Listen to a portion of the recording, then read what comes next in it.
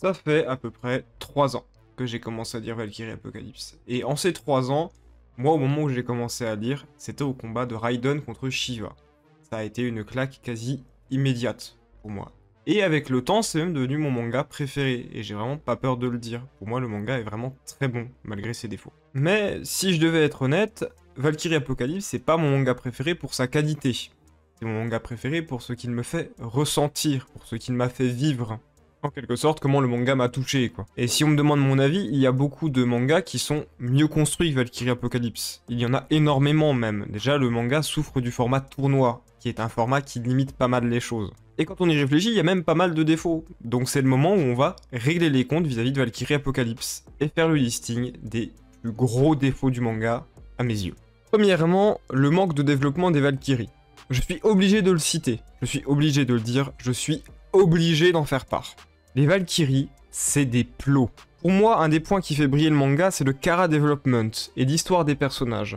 Alors, je sais que pour un manga de tournoi, ça paraît clairement secondaire, mais pour le coup, Valkyrie Apocalypse, il a un talent particulier pour développer ses personnages.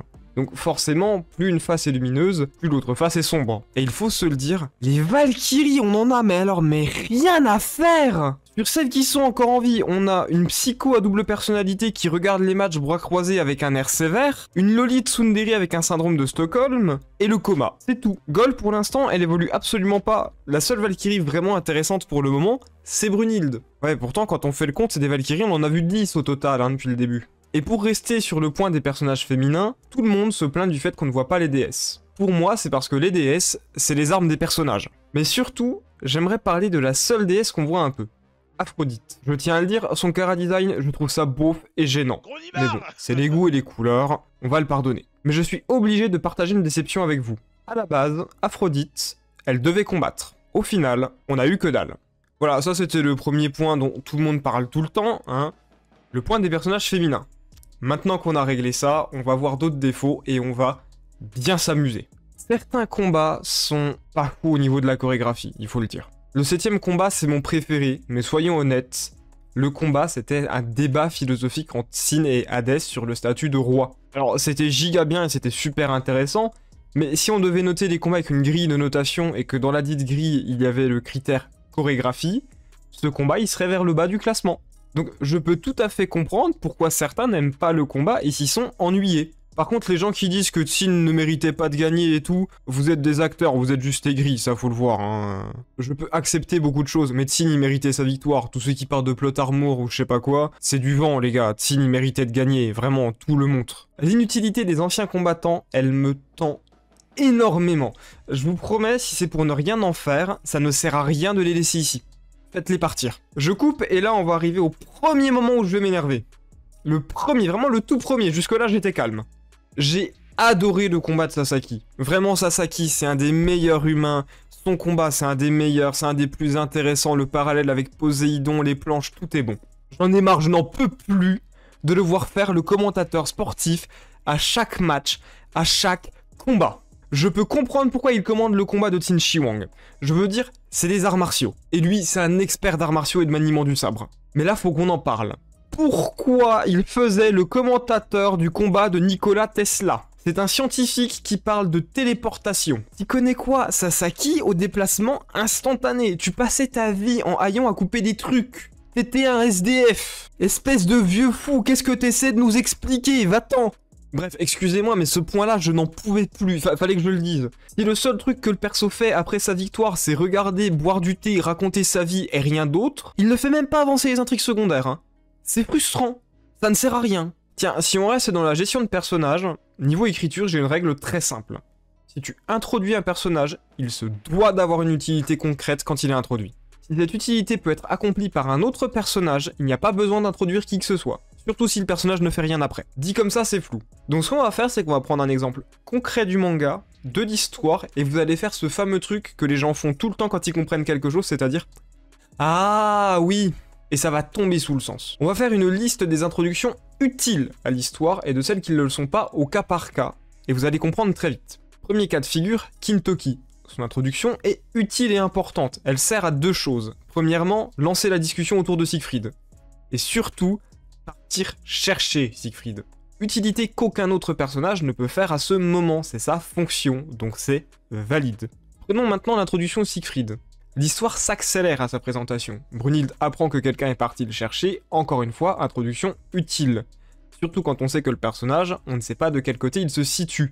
Ça laisse planer un doute, ça construit du suspense, c'est du build-up. Maintenant, parlons de ceux qui, à mes yeux, ne servent à rien et dont l'introduction est juste dommage à ce stade. Premièrement, Loki. Loki, il a été introduit au deuxième combat. Il explique comment fonctionne ce dernier, chose que Hermès faisait déjà avec brio. Donc son introduction, elle sert à rien. Si vous voulez un bon exemple, le timing, vraiment celui qui était le meilleur timing pour Loki niveau introduction, ça aurait été en même temps que Bouddha. On introduit Loki un peu avant en train de se douter d'une manigance, puis il parle avec Bouddha, et on a la fameuse altercation. Là, c'était un peu trop tôt, le deuxième combat. À l'extrême limite, je peux comprendre que vous l'ayez introduit à Héraclès, qui était plutôt du côté de l'humanité en fait. Mais là, c'était trop tôt. Deuxièmement, l'introduction de Okita. Lui, c'est encore plus simple. On le voit au 4e combat, et depuis, rien du tout. Je veux dire, même le face-à-face avec les dieux, il a rien fait. Ça servait littéralement à rien de l'introduire. Et tout le monde le dit, c'est frustrant qu'il fasse rien, on n'en peut plus d'attendre. Il faut bouger un jour. Et dernièrement, Nostradamus. Lui, c'est un piège. Ok, il sert à introduire le Bifrost et le concept des dieux dirigeants. Mais est-ce que Brunhilde n'aurait pas pu le faire toute seule en mentionnant que le Joker de l'humanité avait détruit le Bifrost? Introduire Nostradamus comme ça, à mes yeux, c'est un peu trop tôt, encore plus quand on sait ce qu'il fait après coup, c'est-à-dire plus rien à part rigoler en regardant les combats. Prenez un exemple tout bête, on apprend qu'Hadès va combattre, Brunhilde est en panique, une de ses sœurs arrive en rush, je sais pas, on va dire Rist par exemple, pour qu'elle serve à quelque chose, avec Sasaki. Elle discute en mode plan d'urgence, Sasaki ne comprend pas, donc on lui explique. Et donc il sert enfin à quelque chose lui aussi. Il n'y avait pas vraiment besoin d'introduire Nostradamus. On pouvait essayer de faire monter la hype autour, le mentionner sans le montrer directement. Mais non. Normalement là vous avez compris où je voulais en venir. Pour faire simple, littéralement ce que je dis c'est l'introduction de personnages à certains timings n'est pas une bonne idée et est plutôt maladroite. Ça ruine l'attente qu'il y a autour. Maintenant on va passer au point suivant. Celui-ci, je sais que je vais pas me faire d'amis et il a suscité de vifs désaccords sur Twitter. Mais actuellement, Odin ne sert à rien et il est, je trouve, très mal utilisé. Avant de me jeter des tomates dessus, laissez-moi m'expliquer. Odin, on est à peu près tous d'accord, c'est le mastermind. Il a tout prévu, etc. Mais à part sourire et dire qu'il attend Ragnarok, il a fait quoi? Le dieu, il a passé plus de 80 chapitres de présence et il a rien montré. Pour certains, c'est une qualité. Pour moi, c'est un colossal défaut et une cruelle erreur de gestion. Prenez ça sous un autre angle. Imaginez Barbe Noire dans One Piece. On nous le montre, bam, on le revoit après l'ellipse avec l'info, il est Yonko. Rien de plus. Ça serait nul! On n'aurait pas eu tout le build-up avec Ace, on n'aurait pas eu l'assassinat de Barbe Blanche, on n'aurait pas eu tout ça. Imaginez, depuis le début, on sait qu'Aizen c'est le méchant, il n'y a même pas le twist de la trahison, on dit juste, c'est lui le méchant. Et on le voit seulement bouger à l'arc à Rancard. Ça serait frustrant. Eh bien c'est exactement ce qu'on vit avec Odin sans que vous vous en rendiez compte en fait. Le personnage ne fait rien. Alors certains m'ont soutenu que justement c'est significatif de sa puissance, il n'a pas besoin de bouger. Bah désolé mais du point de vue du lecteur, ça peut aussi être interprété comme il sait rien de ce qui se passe donc il sourit, il peut rien faire d'autre de toute façon. C'est le gros souci, quand on introduit un méchant comme celui-ci, il faut que ce dernier fasse des choses concrètes, qu'on en sache sur lui, certains de ses agissements. Le souci avec Odin, c'est que quand on va se taper toutes les révélations d'un coup, ça aura tellement été peu build-up qu'on va juste être sous le choc et se dire « Ah ouais, mais on s'y attendait en fait ». Et il y aura jamais eu plus de tension que ça. Et je trouve ça dommage, parce qu'on sait que ça va être lui le méchant principal, donc autant le rendre encore plus impressionnant, qu'il fasse des choses. Parce que là, c'est juste ton papy en peignoir, quoi. C'est sympa, mais j'ai pas envie de le voir. Introduire un méchant, c'est bien, nous faire comprendre de quoi il est capable, c'est mieux.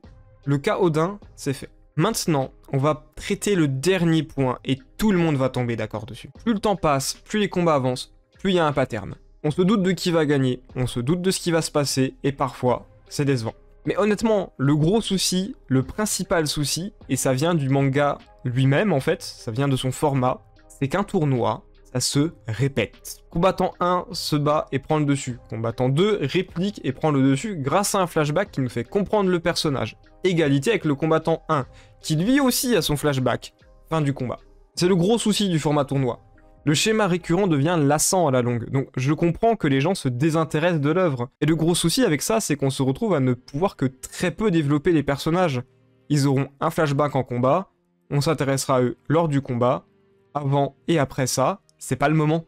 Donc on se retrouve à apprécier des personnages qui n'auront jamais d'autres heures de gloire, et ça, bah c'est dérangeant. Et je pense que c'est aussi pour ça qu'il y a eu les spin-offs. Le manga marche bien et les gens apprécient vraiment les personnages et ils veulent en savoir plus, ils veulent en voir plus d'eux. Donc c'est pour ça qu'il y a les spin-offs. Parce que pensez au pauvre Loubou, il méritait bien plus de développement. Heureusement qu'il y a eu son spin-off d'ailleurs.